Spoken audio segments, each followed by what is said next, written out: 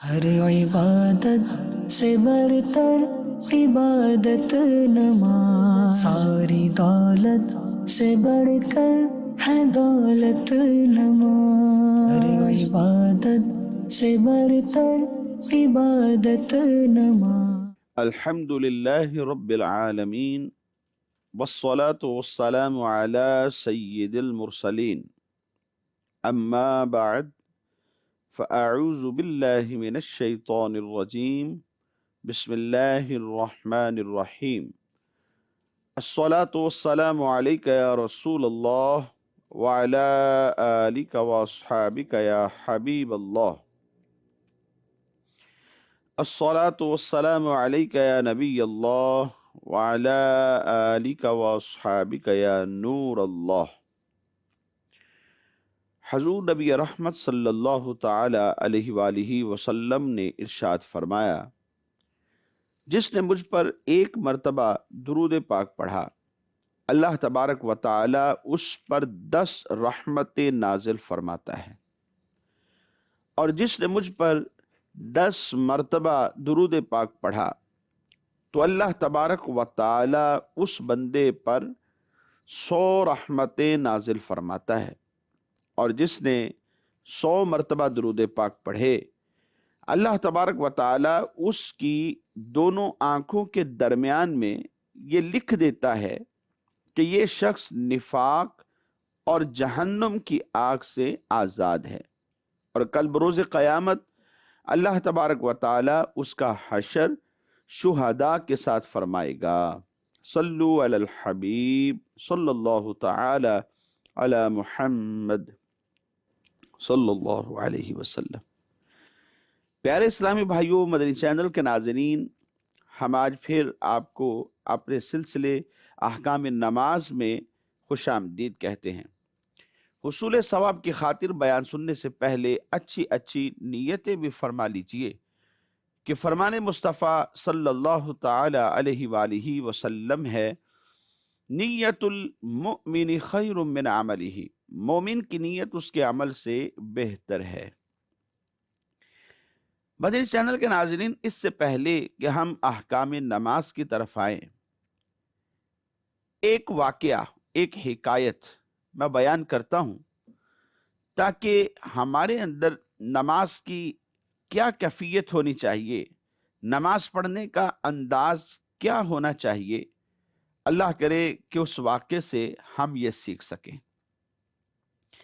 حضرت سیدنا ازبر بن عبداللہ بلخی رحمت اللہ تعالی علیہ فرماتے ہیں کہ ایک مرتبہ جب حضرت سیدنا حاتم اصم رحمت اللہ تعالی علیہ حضرت اسام بن یوسف رحمت اللہ تعالی علیہ کی بارگاہ میں تشریف لائے تو انہوں نے ان سے پوچھا کہ اے حاتم اصم رحمت اللہ تعالی علیہ، کیا آپ اچھی طرح نماز ادا کرتے ہیں؟ تو یہ کہنے لگے کہ جی ہاں، میں اچھی طرح نماز پڑھتا ہوں۔ پوچھا کہ آپ رحمت اللہ تعالی علیہ جس طرح نماز پڑھتے ہیں، اس نماز پڑھنے کی کیفیت یا انداز آپ نے کس سے سیکھا ہے؟ تو حضرت حاتم اصم رحمت اللہ تعالی علیہ فرمانے لگے، حضرت شقیق بن ابراہیم رحمت اللہ تعالی علیہ سے میں نے یہ انداز سیکھا ہے۔ تو حضرت اسام بن یوسف رحمت اللہ تعالی علیہ فرمانے لگے کہ اپنی نماز کا جو انداز ہے وہ تو ہمیں بتائیے کہ وہ کیسا ہے۔ تو حضرت حاتم اصم رحمت اللہ تعالی علیہ نے کیا فرمایا، آپ سماعت فرمائیے۔ فرمانے لگے کہ جب نماز کا وقت قریب آتا ہے تو میں نہایت عمدگی کے ساتھ وضو کرتا ہوں، پھر میں نماز پڑھنے کی جگہ پر پہنچ جاتا ہوں، اور جب وہاں پہنچ جاتا ہوں تو تھوڑا سٹے کرتا ہوں تاکہ میں مطمئن ہو جاؤں، میرے جو جسم کے اعضاء ہیں وہ مطمئن ہو جائیں۔ جب انہیں اطمینان ہو جاتا ہے تو پھر میں کیا کرتا ہوں، فرمانے لگے پھر میں خیال کرتا ہوں کہ کعبۃ اللہ شریف بالکل میرے سامنے ہے، اور میدان محشر میں خالق کائنات عز و جل کی بارگاہ میں حاضر ہونے والا ہوں۔ میرے جو قدم ہیں وہ پل صراط پر ہیں، اور جنت میرے دائیں طرف ہے اور جہنم میرے بائیں طرف ہے۔ ملک الموت علیہ الصلاۃ والسلام میرے پیچھے ہیں، اور میں یہ گمان کرتا ہوں کہ بس یہ میری زندگی کی آخری نماز ہے۔ پھر تکبیر کہہ کر بڑے ہی غور و فکر کے ساتھ قرات کرتا ہوں، نہایت تواضع کے ساتھ، عاجزی کے ساتھ میں رکوع کرتا ہوں، اور بڑے خشوع و خضوع کے ساتھ گڑ گڑاتے ہوئے سجدہ ریز ہوتا ہوں۔ بڑی امید کے ساتھ میں تشہد پڑھتا ہوں، اخلاص کے ساتھ سنت کے مطابق میں پھر سلام پھیر دیتا ہوں، گویا میری نماز مکمل ہو گئی۔ اور میں یہ نماز اس حالت میں ادا کرتا ہوں کہ میرا کھانا، میرا لباس بالکل حلال مال سے ہوتا ہے۔ اللہ اکبر۔ میں خوف و امید کے درمیان ہوتا ہوں۔ میں نہیں جانتا کہ میری نماز قبول ہو گئی ہے یا وہ رد کر دی گئی ہے۔ یہ سن کر حضرت سیدنا حسام بن یوسف رحمت اللہ تعالی علیہ آپ کہنے لگے، اے حاتم اسم رحمت اللہ تعالی علیہ، آپ یہ جو نماز کا انداز یا سٹائل یا کیفیت بیان کر رہے ہیں، آپ ایسی نماز کب سے ادا کر رہے ہیں؟ تو حضرت حاتم اسم رحمت اللہ تعالی علیہ نے فرمایا، تقریباً 30 سال سے میں ایسی نماز پڑھ رہا ہوں۔ یہ سن کر حضرت سیدنا حسام بن یوسف رحمت اللہ تعالی علیہ نے آپ رحمت اللہ تعالی علیہ کو اپنے گلے لگا لیا، اتنا روئے کہ آپ کی چادر مبارک آنسوؤں سے بھیگ گئی۔ نماز پڑھنے والے کو چاہیے کہ وہ عاجزی اور خشوع و خضوع کے ساتھ نماز پڑھے، حضور قلب کے ساتھ اللہ تبارک و تعالیٰ کی بارگاہ میں حاضر ہونا چاہیے، یعنی نہایت دلی توجہ کے ساتھ۔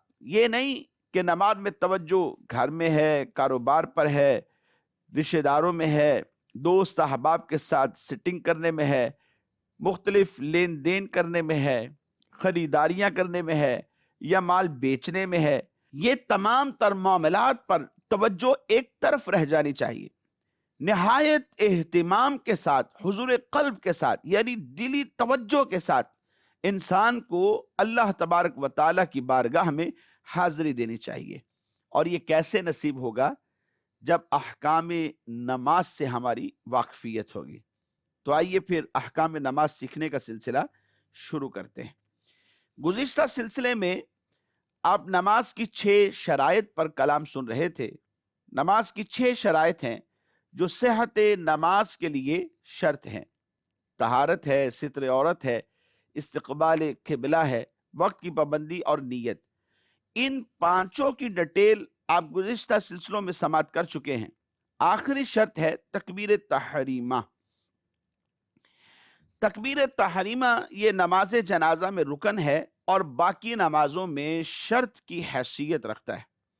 تکبیر تحریمہ حقیقتاً یہ شرائط نماز سے ہے، مگر چونکہ افعال نماز کے ساتھ اس کو بہت زیادہ اتصال حاصل ہے، اس وجہ سے فرائض نماز سے بھی اسے شمار کیا گیا ہے۔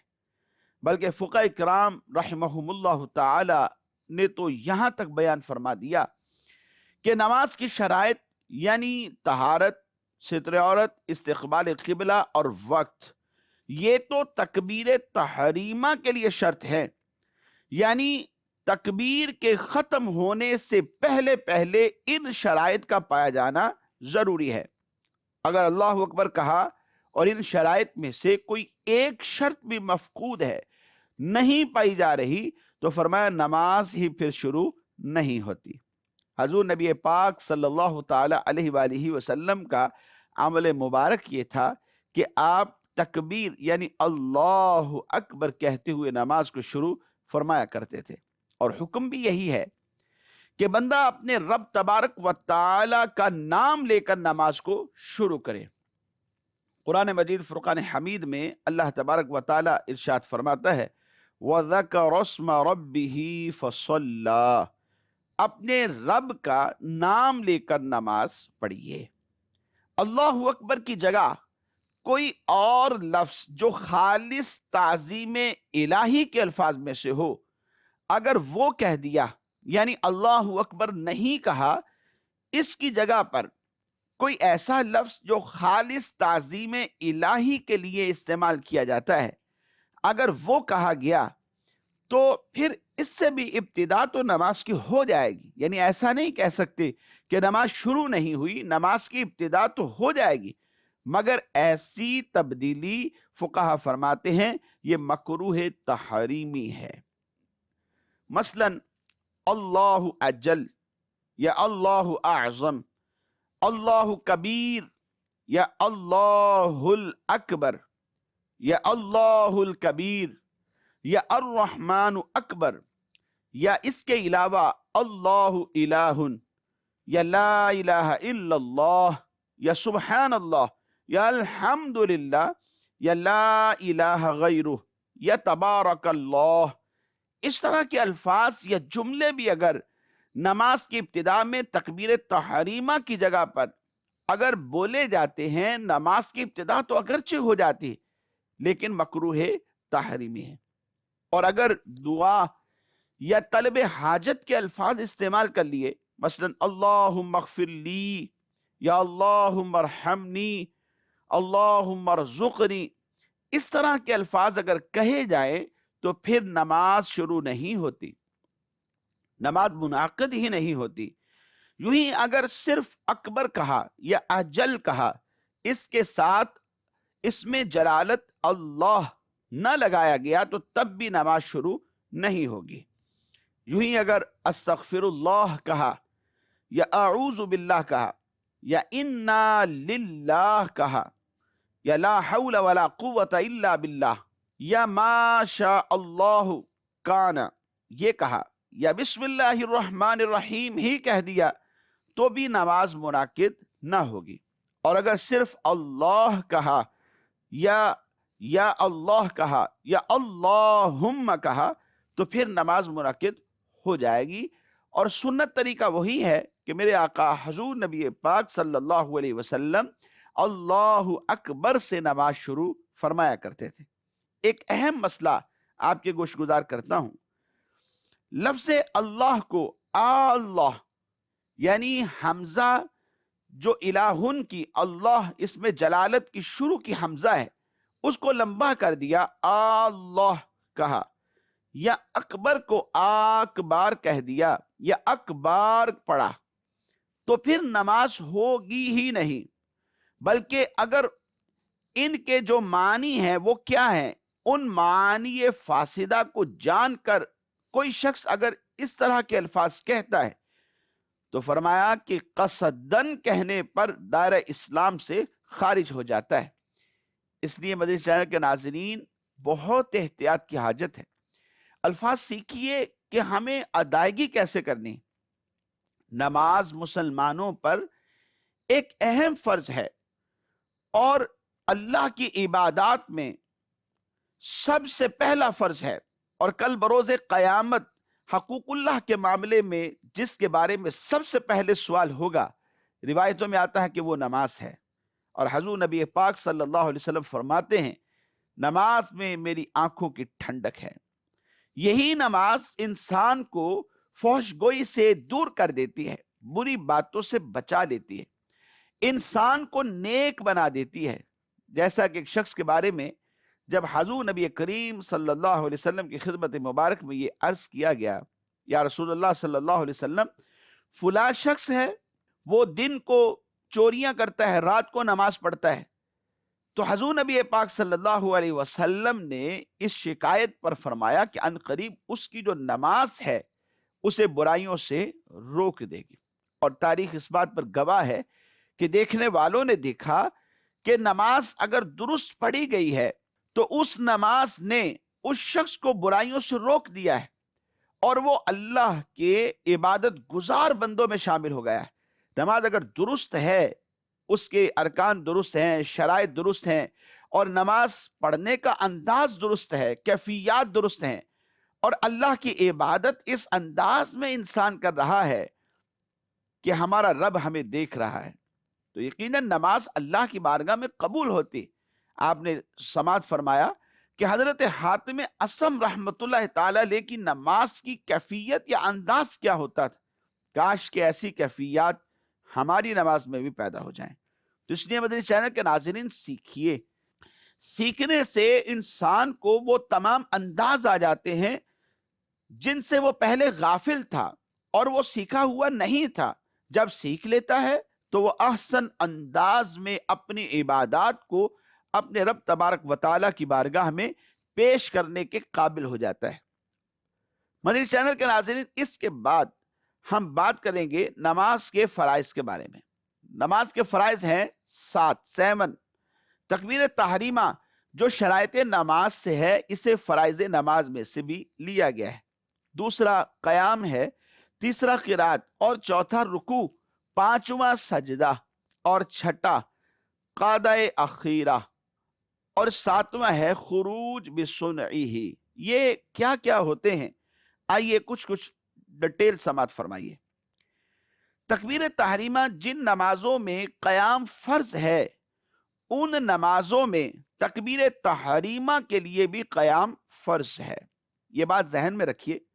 لہٰذا اگر بیٹھ کر فرض نماز میں کوئی شخص اللہ اکبر کہتا ہے اور پھر اس کے بعد کھڑا ہو جاتا ہے اور قرات کرتا ہے، تو اس بندے کی نماز شروع نہیں ہوئی۔ اس کی وجہ کیا ہے؟ کیونکہ اس نماز میں قیام فرض تھا، تو تکبیر تحریمہ کے لیے بھی قیام اس نماز میں فرض تھا، لیکن اس نے تکبیر تحریمہ بیٹھ کر کہی اور پھر اس کے بعد کھڑا ہوا ہے، تو چونکہ تکبیر تحریمہ کے لیے اس نماز میں قیام فرض تھا اور اس فرض کی ادائیگی نہیں پائی گئی، تو لہٰذا اس کی نماز شروع بھی نہیں ہوئی۔ پہلی رکعت کا اگر رکوع مل گیا تو گویا تکبیر اولا کی فضیلت کو نمازی نے پا لیا۔ ایک اہم مسئلہ سماعت فرمائیے، مقتدی جو امام کے پیچھے نماز پڑھ رہا ہے، اس نے تکبیر امام کے ساتھ کہی اور انداز یہ ہے کہ اللہ اسم جلالت یہ امام کے ساتھ ختم کر لیا، مگر اکبر کو امام سے پہلے ختم کر لیا، یعنی ابھی امام صاحب نے اکبر کہا نہیں اور مقتدی نے اکبر پہلے ہی کہہ لیا، تو فقہا یہاں بھی فرماتے ہیں کہ اس کی نماز نہ ہوئی۔ امام کو رکوع میں پایا اور تکبیر تحریمہ کہتا ہوا رکوع میں چلا گیا، یعنی تکبیر اس وقت ختم ہوئی کہ ہاتھ بڑھائے تو گھٹنوں تک پہنچ جائے، یعنی رکوع کا جو ادنا درجہ ہے اس کیفیت کو اس نے پا لیا، اور تکبیر رکوع کے ادنا درجے میں جا کر ختم ہوئی، تو اس پر بھی فقہا نے فرمایا کہ اس کی نماز نہ ہوئی۔ یہ ایسا مسئلہ ہے کہ بہت سارے لوگ اس سے غافل ہیں، بس نماز میں شامل ہونے کی جلدی ہوتی ہے اور جلدی آتے نہیں ہیں، وضو کیا اور بس چلتے ہوئے آئے اور آ کر کے امام کے ساتھ جماعت میں شامل ہو جاتے ہیں، اور بعض اوقات کیفیت یہ ہوتی ہے، حالت یہ ہوتی ہے کہ امام سب پہلے ہی رکوع میں ہوتے ہیں اور یہ جلدی مچاتے ہیں، جلدی جلدی آتے ہوئے اللہ اکبر کہتے ہیں۔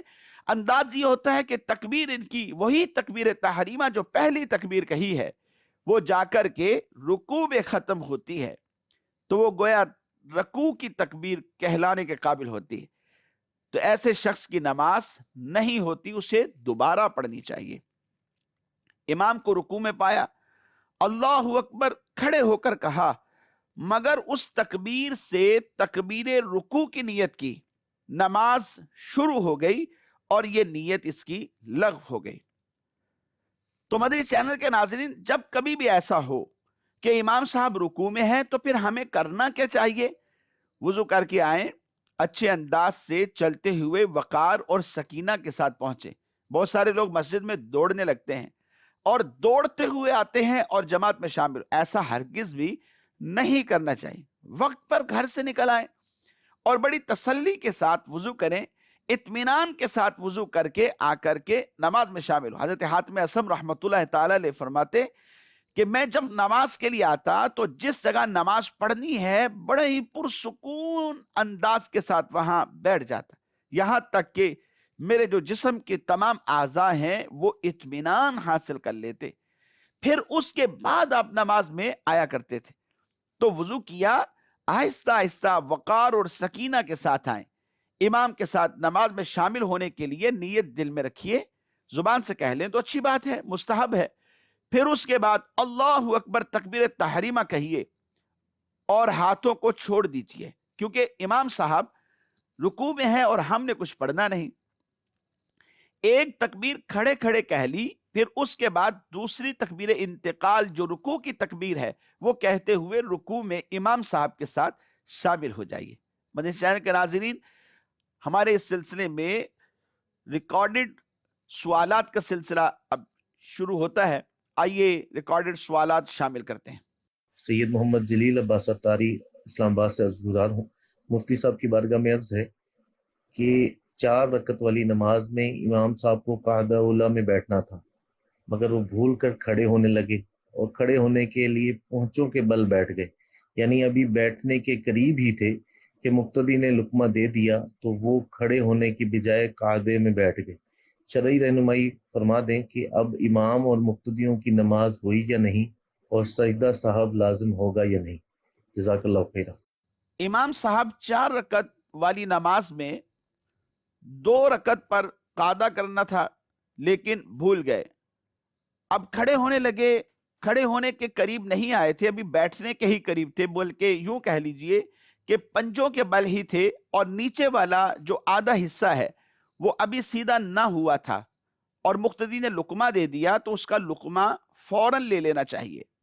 ایسی صورت میں بیٹھ جائے، اور اگر امام صاحب کو یاد آ جائے لقمہ بھی نہیں ملا اور خود سے یاد آ گیا تو ان کو چاہیے کہ فوراً بیٹھ جائے، سجدہ صاحب بھی واجب نہیں ہوگا اور نماز ہو جائے گی۔ ایسی صورت میں مقتدی کا لقمہ دینا جائز ہے اور امام صاحب کا لقمہ لینا جائز ہے، اور نماز اس طرح درست ہو جائے گی بغیر کسی سجدہ صاحب کے۔ میرا نام عامر شہزاد ہے۔ میرا مفتی صاحب یہ سوال ہے کہ نماز وتر میں دعائے قنوت کی شرعی حیثیت کیا ہے، اور اگر کوئی نماز وتر میں دعائے قنوت پڑھنا بھول جائے تو اس کا کیا شرعی حکم ہے؟ نماز وتر کی تیسری رکعت کے رکوع سے پہلے دعائے قنوت پڑھنا یہ واجب ہے، اور جو شخص بھول جائے اور دعائے قنوت چھوڑ دے اور رکوع میں چلا جائے تو اس پر سجدہ سہو واجب ہے۔ اسے چاہیے کہ آخر میں اگر یہ سجدہ سہو کر لے گا تو اس کی نماز درست ہو جائے گی۔ اور یاد رکھیے کہ دعائے قنوت میں کسی خاص دعائے قنوت کا پڑھنا یہ ضروری نہیں، کوئی بھی دعا یہاں پڑھی جا سکتی ہے، اور بہتر یہ ہے کہ نبی پاک صلی اللہ تعالی علیہ وآلہ وسلم سے احادیث میں جو دعائیں ثابت ہیں وہ دعائیں اگر پڑھ لی جائیں تو یہ دعائے قنوت کی جگہ پر قائم مقام ہوں گی۔ اور ایک معروف دعا ہے جو ہمارے ہاں پڑھی جاتی ہے، اللہم انا نستعینک ونستغفرک، یہ دعا پڑھنا بھی بہتر ہے بلکہ سنت ہے۔ میرا نام ابو بکر صدیق ہے اور میرا تعلق فیصلہ آباد سے ہے۔ اتحیات میں شہادت کی انگلی اٹھانے کا درست طریقہ کیا ہے؟ کیا یہ حدیث پاک سے ثابت ہے؟ اتحیات میں کلمہ شہادت پڑھتے ہوئے شہادت کی انگلی کے ذریعے سے اشارہ کرنا یہ سنت سے ثابت ہے، اور یہ صحیح احادیث مبارکہ سے اس کا ثبوت ملتا ہے۔ اور اس کا جو درست طریقہ ہے وہ یہ ہے کہ جب اتحیات پڑھتے ہوئے کلمہ شہادت پر پہنچے، اشہد اللہ الہ الا اللہ، تو اس وقت اپنے اس دائیں ہاتھ کی آخری انگلی، جس کو ہم چھوٹی انگلی بھی کہتے ہیں، یہ چھوٹی انگلی اور اس کے ساتھ والی جو انگلی ہے دونوں کو ملا کر کے کلوز کر لیں، یعنی ہتھیلی کے ساتھ ملا دیں اور ان دونوں انگلیوں کو بند کر دیں۔ یہ بیچ والی انگلی اور انگوٹھا ان دونوں کا حلقہ بنا لیجئے، ہاتھ اس طرح ہوگا، تو پھر جب لا پر پہنچیں گے اشہد اللہ تو وہاں پر انگلی اٹھا لیں گے، اشہد اللہ الہ الا، جب اللہ پر آئیں تو انگلی کو نیچے گرا دیں، اشہد اللہ الہ الا اللہ، اور پھر اپنے ہاتھ کو سیدھا کر لیں، انگلی کو ہلاتے نہ رہیں، اشارے نہ کرتے رہیں، اشارہ صرف ایک مرتبہ ہے۔ حرکت جو حدیث مبارک میں آئی ہے اس حرکت کے لیے مطلب یہ فقہا نے بیان کیا ہے کہ جب اشارہ کریں گے تو ظاہر سی بات ہے ہاتھ کو، انگلی کو حرکت تو دینی پڑے گی، وہ صرف ایک ہی حرکت ہے کہ جس کے لیے انگلی کو ہم نے اوپر اٹھایا ہے، پھر اس کے بعد اپنے ہاتھ کو مکمل سیدھا کر دیں گے۔ مدنی چینل کے ناظرین، ہمارے آج کے سلسلے کا وقت اختتام کو پہنچا۔ آئندہ تک کے لیے اجازت دیجیے۔ اللہ تبارک و تعالیٰ سے دعا کرتے ہیں جو کچھ آج کے سلسلے میں سنا ہے، سنایا ہے، ہم سب کو یاد رکھنے اور عمل کرنے کی بھی توفیق عطا فرمائے۔ آمین بجاہ النبی الامین صلی اللہ علیہ وسلم۔ ہر عبادت سے برتر عبادت نماز، ساری دولت سے بڑھ کر ہے دولت نماز، ہر عبادت سے برتر عبادت نماز۔